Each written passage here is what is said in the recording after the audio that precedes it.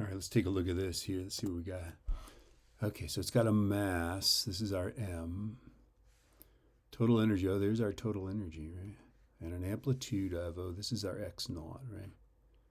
Okay, what's its kinetic energy when it's that far from the equilibrium?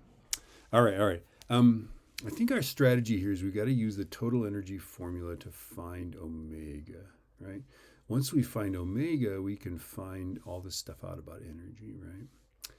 Okay, so our total energy is 1/2 m omega squared x naught squared, right?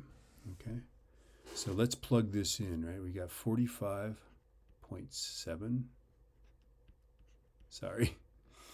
is equal to 1/2 1.63 times omega squared, right? Times amplitude of 0.148. Okay, so let's solve that for omega squared. So 45.7 times 2 divided by 1.63 divided by 0.148 squared is omega squared, and then I'm going to square root that.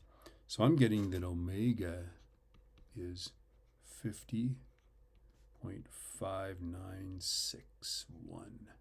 And I'm going to store that in omega, in a W. Okay, so that's my omega, right? And now we want to find the kinetic energy when it's 0.115 meters from equilibrium, right? Well, I think what we need to do is use this, right? Total energy is the kinetic energy plus the potential energy. Now, we have a formula for the total energy, which we just used, right? And we know the total energy. But we have to figure out the potential energy so we can find the kinetic energy, right? So let's find the potential energy, right?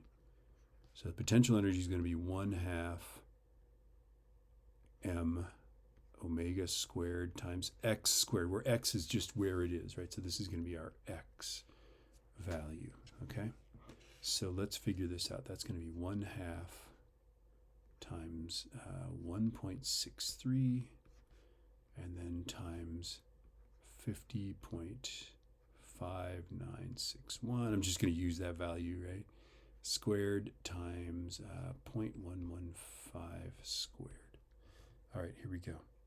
All right, so 0.5 times 1.63 times the number I just got, squared, times 0.115 squared.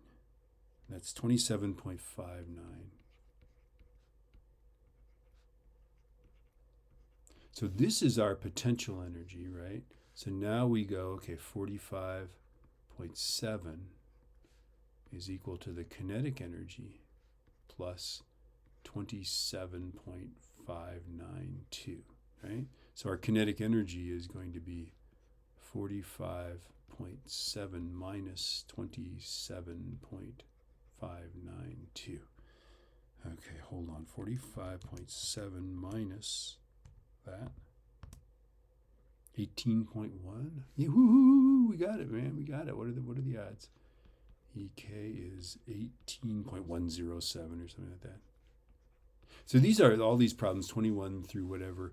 They're all like two-step problems, right? And typically it's you got to sort something out of this, right? And then you got to do another thing. Okay. All right. I think that's pretty good. I mean, there's another way to do this. You could have also done this, find the velocity, right? Is omega square root of,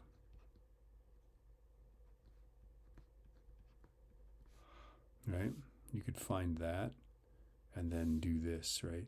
But since you don't know the omega right away, I don't know. Anyway, that's the way I went with it.